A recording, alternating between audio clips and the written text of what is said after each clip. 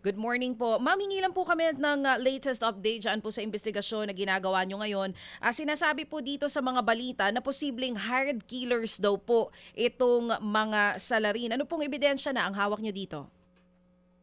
Ma'am, sa ngayon po, yung malinaw na direction ng ongoing investigation ng Police Regional Office Bangsamoro Autonomous Region ay patuloy po namin na ini-establish yung motive and yung identities ng mga nasa likod ng pananambang kay Mayor Dato Ahmad Ampatuan Sr.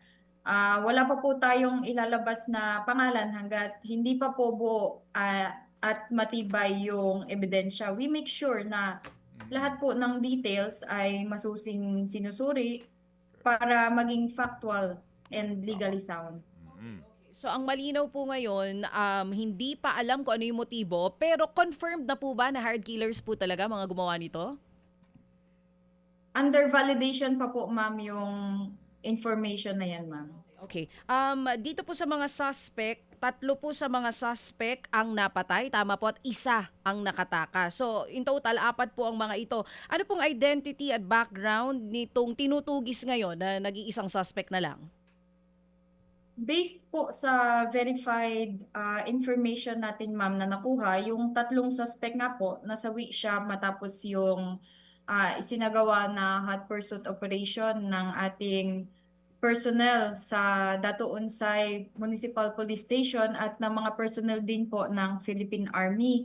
Kasi nagkaroon sila ng short exchange of fire sa securities ni Mayor Ampatuan, but then may tropa kasi tayo na malapit doon sa area kung saan nangyari, kaya nakaresponde din agad. Kaya hinabol sila and doon na sila nakuha sa Datuonsay municipality kung saan natagpuan yung minivan nila at nandun na yung tatlong suspects na namatay.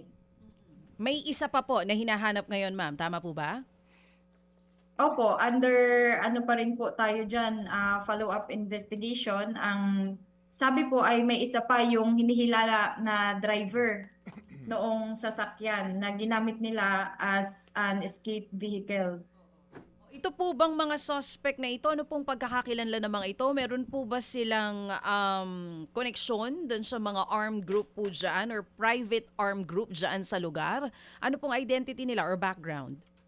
Sa ngayon po, ma'am, under validation pa po yung mga identities ng suspects, pero yung isa sa kanila, bibigyan po natin siya under alias Rap Rap. Siya po ay may tatlong ah, warrant of arrest sa paglabag po sa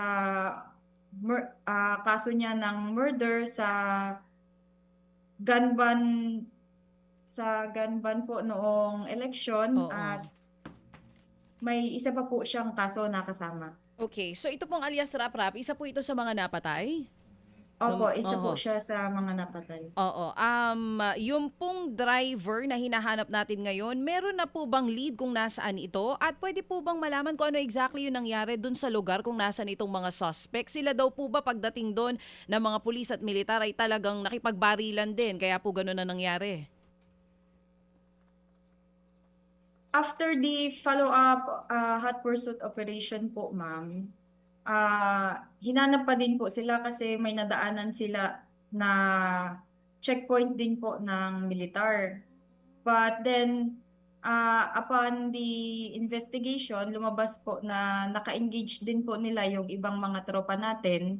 Pero verify pa rin po natin yan hanggang ngayon. And yung mga concerned citizens po natin, tumawag sila sa Dato Unsay Municipal Police Station informing na doon na nga po, nandun po sa Barangay Meta natagpuan yung sasakyan na ginamit noong mga suspect sa pananambang kay Mayor Dato Ampatuan. Oo, oo. Hindi pa po malinaw yung motibo, no? Pero ang malinaw dito, si Mayor po talaga ang target nitong mga suspect na ito. Tama po, ma'am, hindi ito yung unang beses na nagkaroon po ng pag-target kay Mayor. If I'm not mistaken, pang-apat na po ba ito o pangatlo?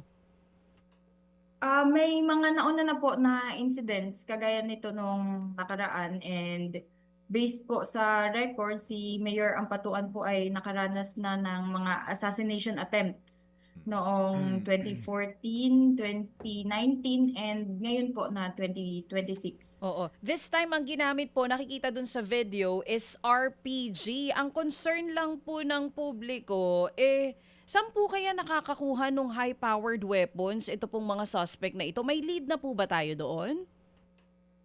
Tama po na yung nakikita po natin sa mga videos na kumakalat sa social media, photos and videos, na yung ginamit po na armas is a rocket-propelled grenade. Pero kasama pa po dito yung ibang mga mataas na kalibre ng baril na meron yung mga suspects that time. And isa po yan sa primary focus ng ating investigation, kung saan po nanggaling yung kanilang mga armas at kung ito po ba ay mga illegal. Kasi target po ng PNP na agad po na mapasakamay natin yung mga ginamit na armas sa pananambang po kay Mayor. Na-recover ho Para ba yan, ma'am? maging subject po Ma'am, siya. Captain, na-recover ho ba yung RPG?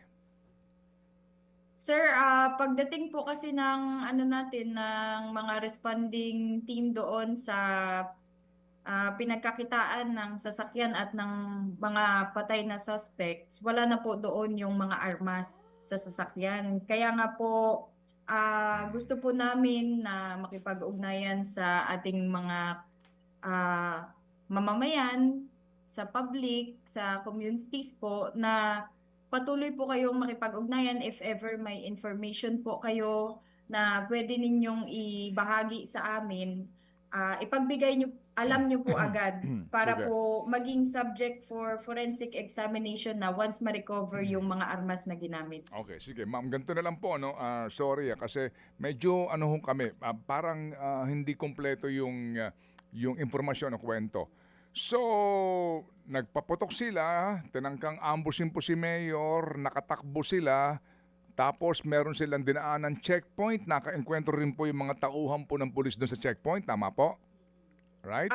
Yung nadaanan po nila, Ay, okay. based sa initial report po natin, ay checkpoint po ng Army. Okay, checkpoint, nakipag-enkwentro din po doon. At pagkatapos noon, sino ho ang supposed to be nakabakbakan nitong mga taong ito at nakapatay sa kanila? Police o army? Sir, sa ngayon po kasi, nasa process po tayo ng masinsinan na investigation and case build-up. Okay, okay.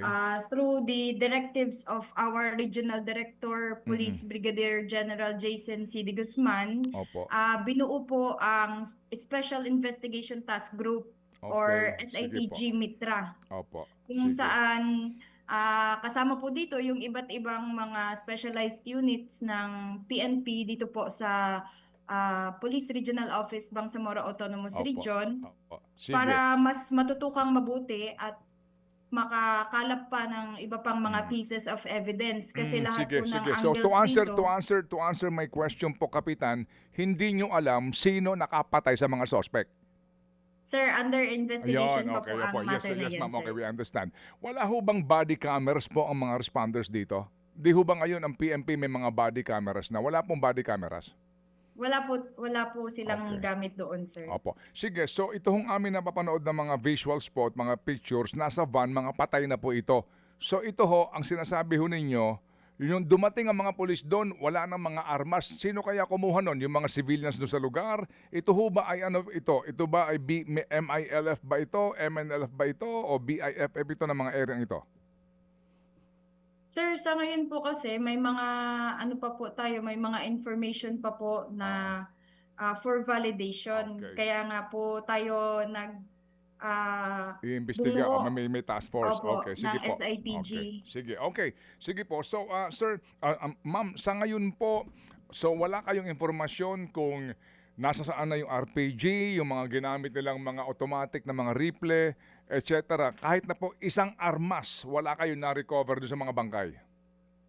Opo, doon po Okay. sa mga suspects wala pong Opo. na-recover, but may mga basyo po ng bala na nakuha. Okay. And subject for forensic examination na po ito. Yung pong sasakyan, Kapitan, kanino nakarehistro? May ano na po kami, sir, may leads na po kami dyan. But for validation pa rin Okay. po. Pero ang